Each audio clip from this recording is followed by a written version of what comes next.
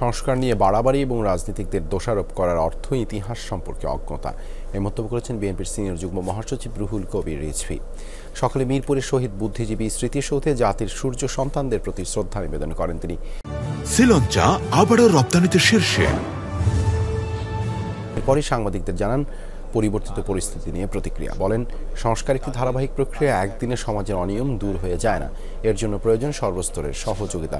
বর্তমান সরকার রাজনীতি ও বিরাজনীতির মাঝামাঝি অবস্থানে রয়েছে, এমনটাও জানান তিনি।